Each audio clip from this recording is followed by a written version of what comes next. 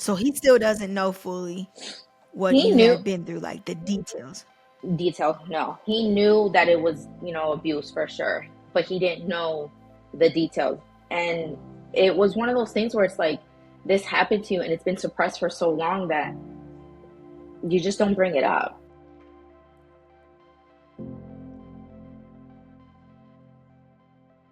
Hey everyone, welcome to the Trafficking Free America podcast, where I'm your host, Oree Freeman. And today's special guest is Sabrina Lopez. And I am so excited you are here, girl, because I know the audience is definitely going to learn a lot. Um, I want to tell everyone that when I met Sabrina, we ended up doing work together, and we're still currently actually doing work together, mentoring girls. But this woman, does it all. She does it all.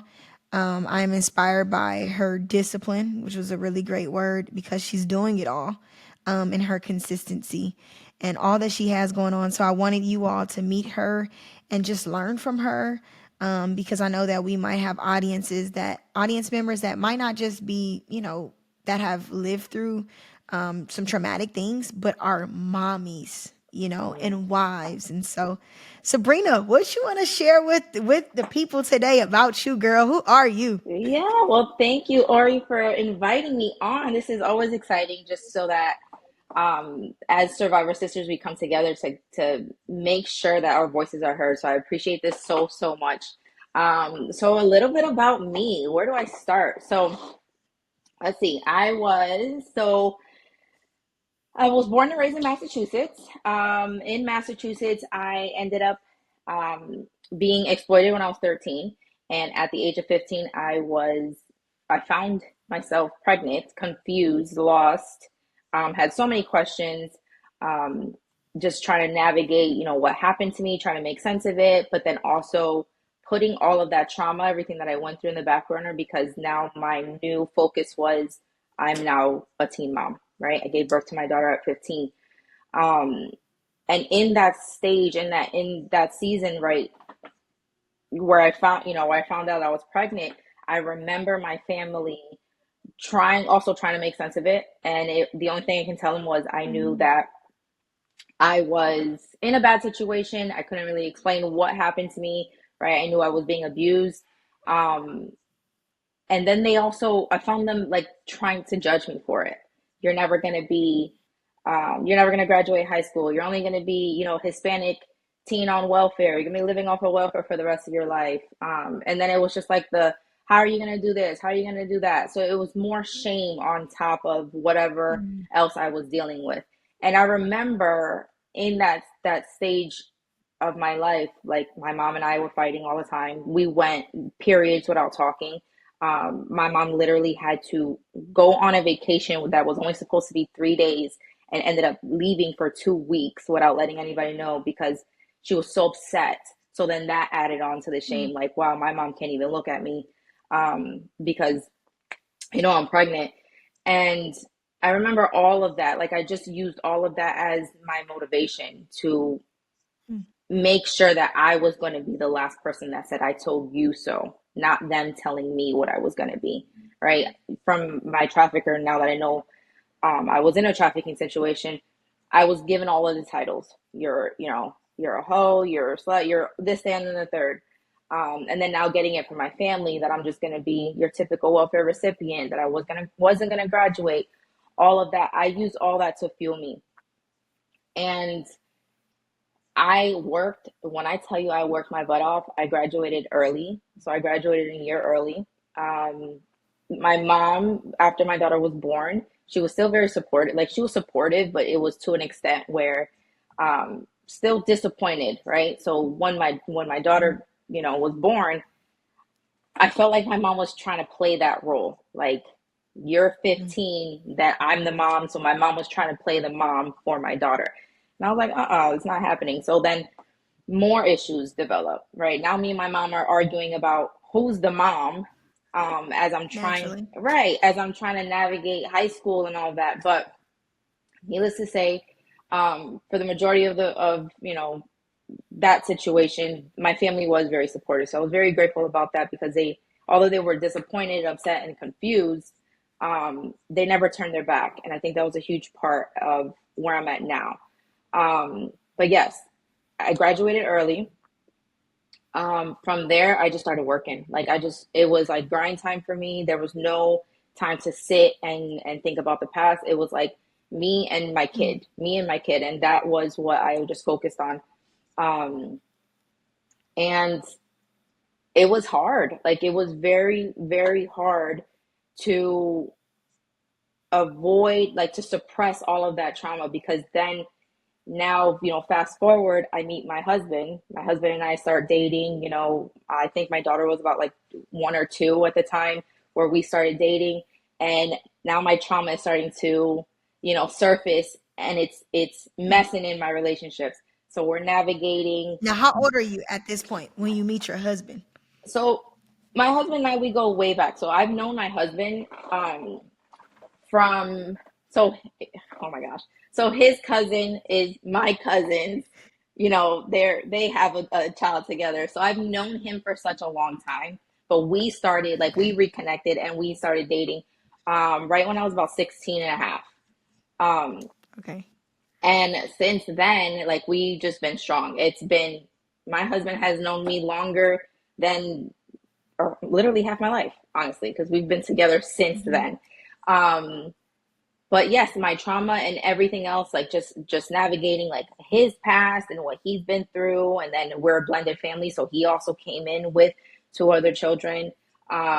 It was tough, um to the point that there was times where I was like, yo, we are not gonna make it. Like, there's no way that we're gonna make it. I can't deal with your baby mamas. I don't know how to communicate, like, what I'm feeling. One, I didn't know Hmm. if I should even share what happened, because I was scared of him judging me. Are you gonna leave me because of what happened or what I've been through?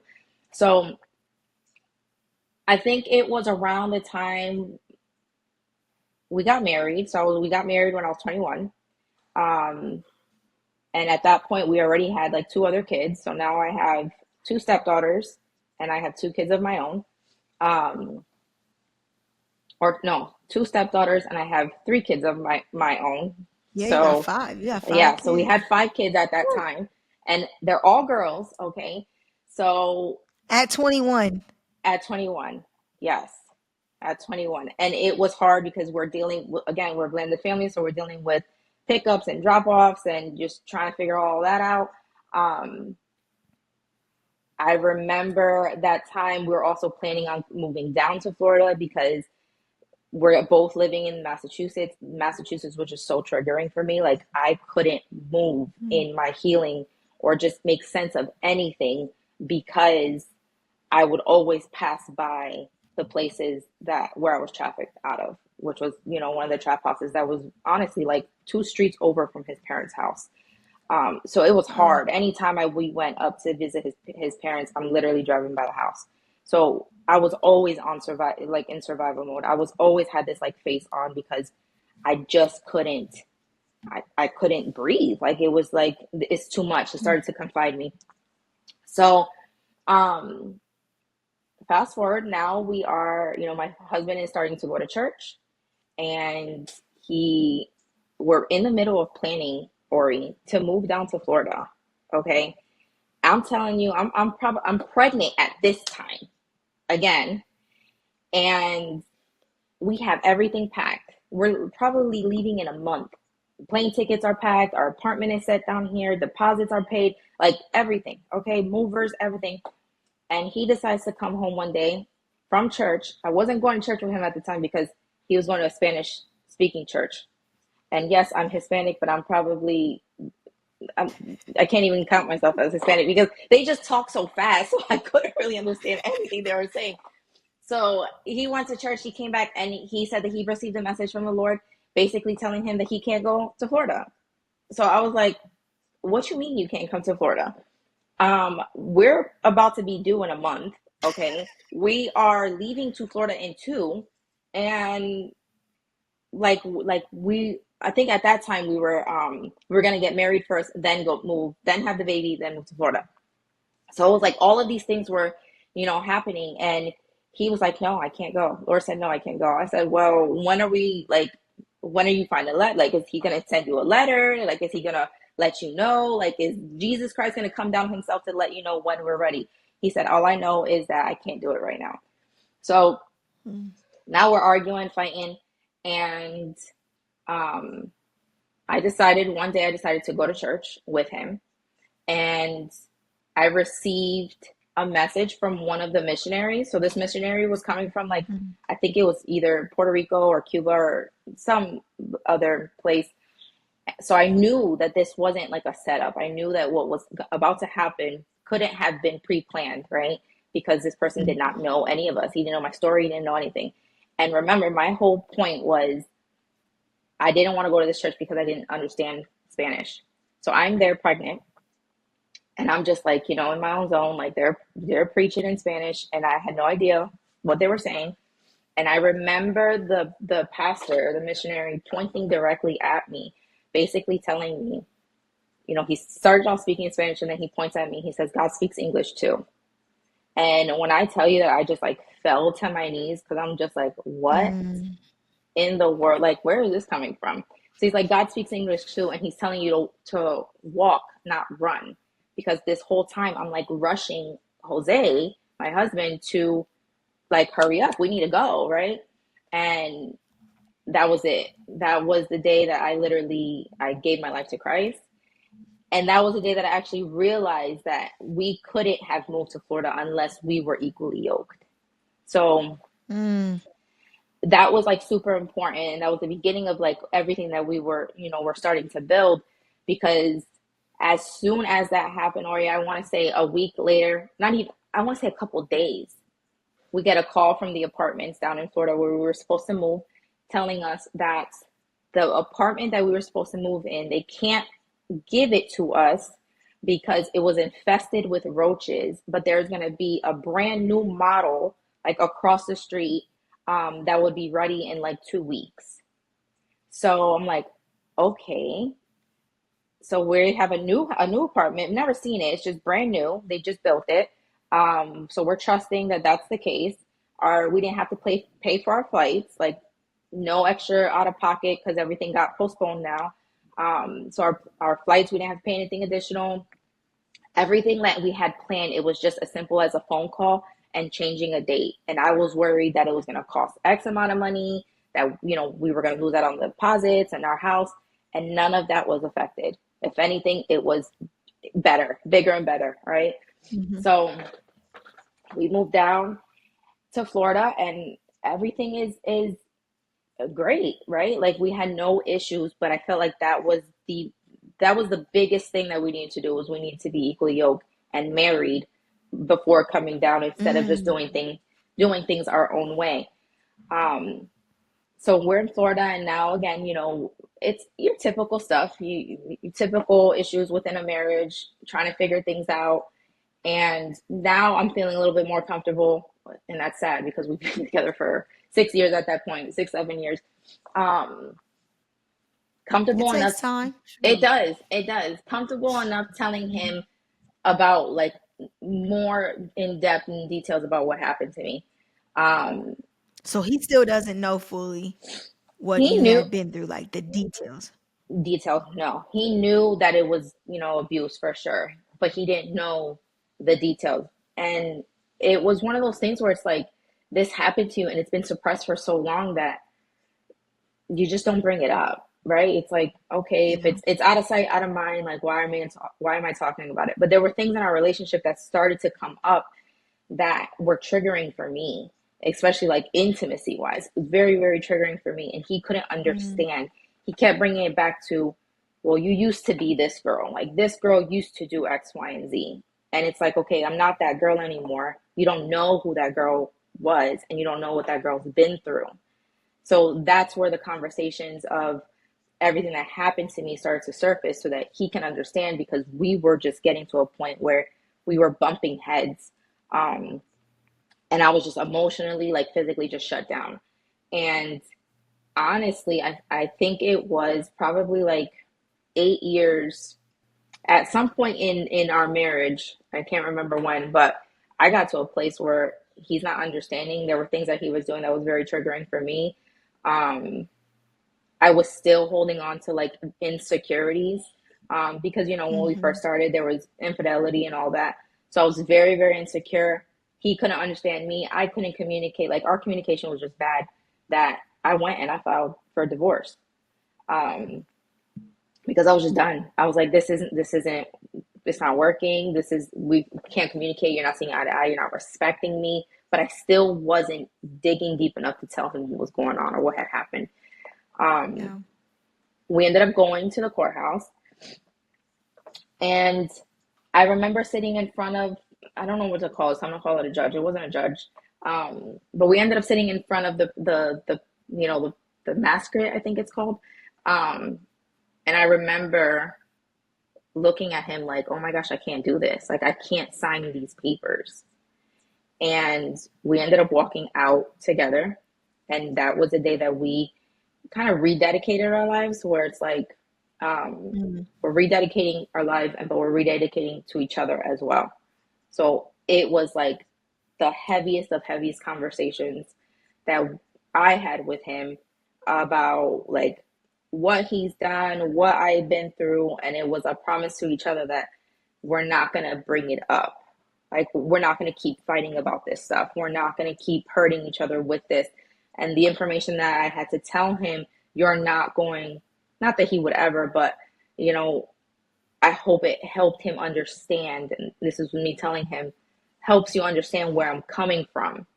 And since Mm-hmm. then, it has. Since then, it was just made us stronger than ever. We just celebrated, or actually in April, we're about to celebrate 14 years of marriage, and we've been together for, my daughter's now Wow. 20 years old.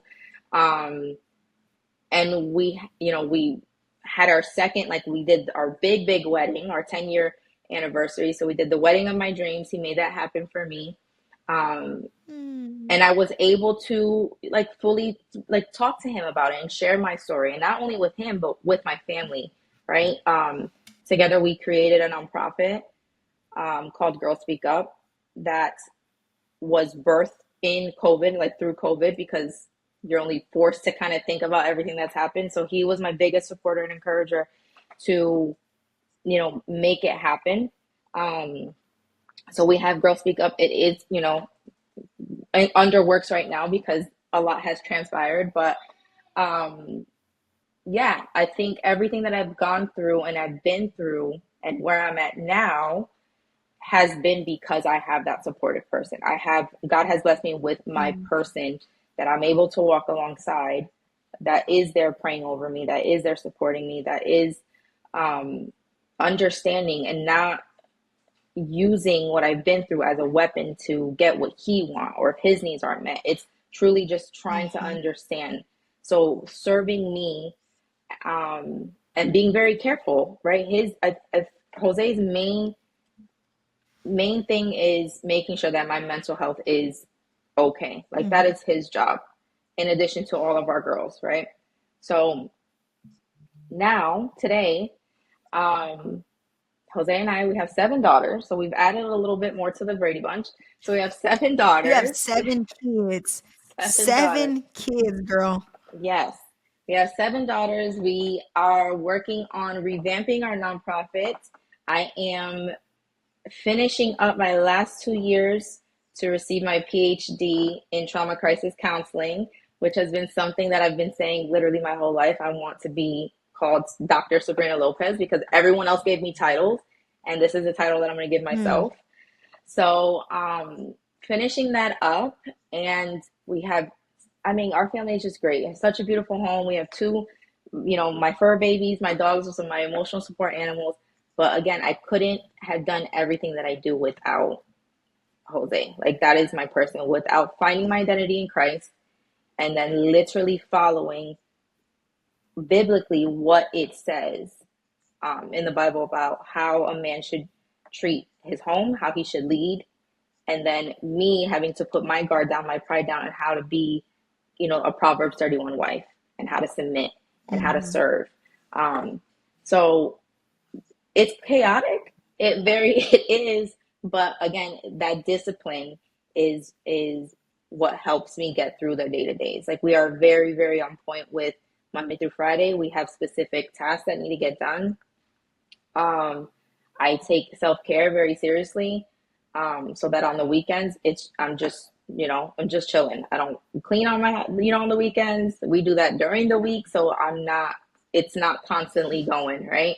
So Girl, there's how a do you do lot. that with how do you keep your house clean with 7 kids? We were literally just having this conversation about one, I want to ask you, okay, what does self-care look like for you?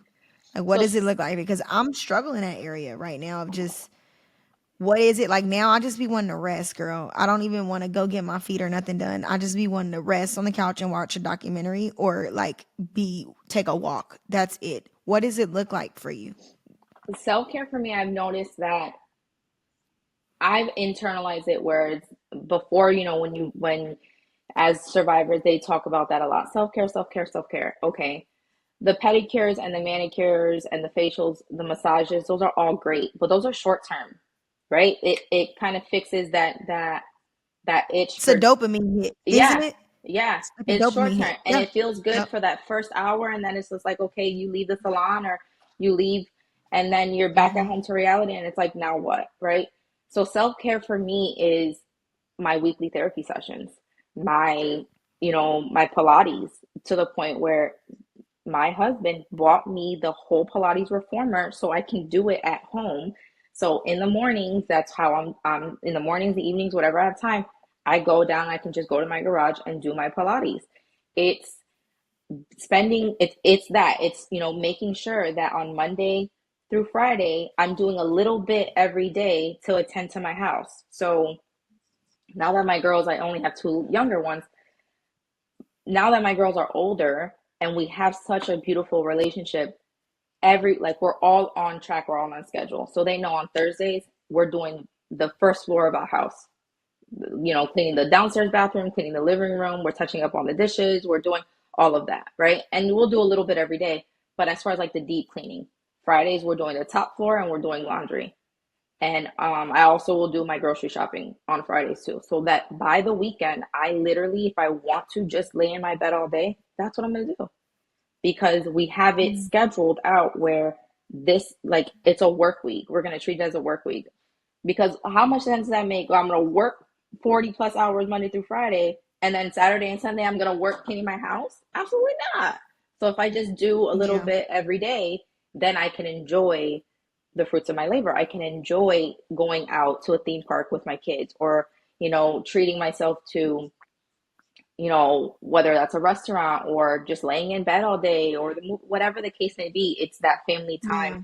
And that's where we're rebuilding and strengthening our relationships during the weekend. So, um, again, it's a lot about discipline and structure, but that's what my self care looks like. I built those in where it's not just the good things. Like, don't get me wrong, homegirl does not miss an appointment for her nails every month, but long term self care is more beneficial to me than the short term things that they say to do, right? Um, Mhm.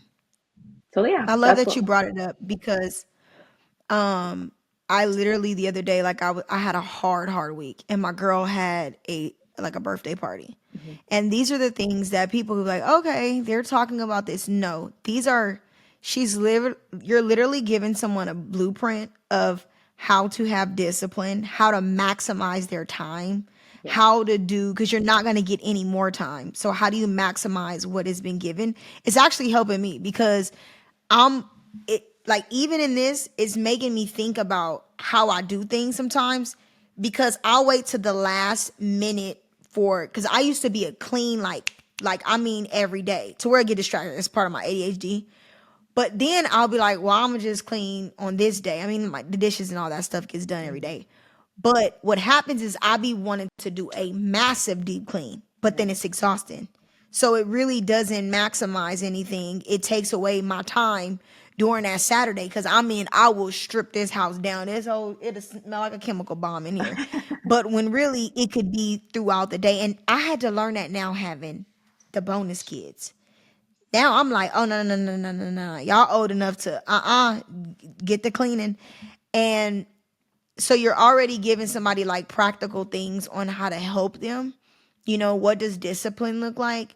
But I was going to ask you, even when you mentioned that's what I was going to say. When you mentioned the short-term care, those are like a part of sometimes, like back in the day, our old patterns. Like for me, it was drugs. And it wasn't like a drug usage, like me, I was using drugs, but I wanted to party.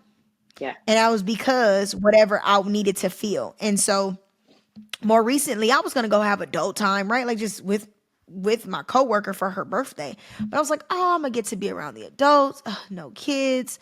I'll have me a nice wine. And God was like, the Holy Spirit was like, and what's that gonna do? Because as soon as you leave there, guess what? You're gonna feel exactly what you feel.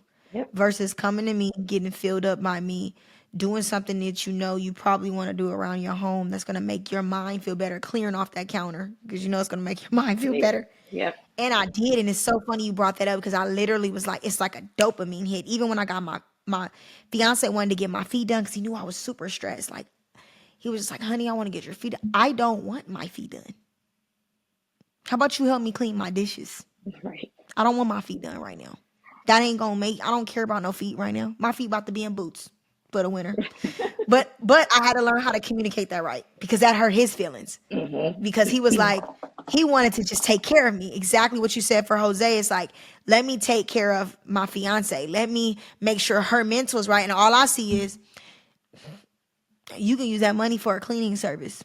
Keep it. Like, and it's that. And it's learning how to communicate. Oh, honey, that was such a thing. But it really would help if I had a cleaning service. Right. Do one good organizing service, one good sweep, and I'll be good. Right. But it's learning that those quick fixes they're not sustainable because I have done that my entire life. That quick fix, that quick comfort, and for women that are survivors that have lived through it, is sometimes that quick fix of that relationship. I need somebody to rub my back and put that lotion on for me and don't know longevity wise it's actually detrimental, or it's a pattern. It's why that I used to keep being in relationships over and over. Yeah. So I just wanted to acknowledge, like, girl, it's like you got a key to really what helps you raise a family of 7, maintain a marriage for almost 14 years now. Yep. That concludes our part 1 episode with Sabrina. Be on the lookout for our next episode drop, which will be part 2. All right, everyone, look forward to seeing you.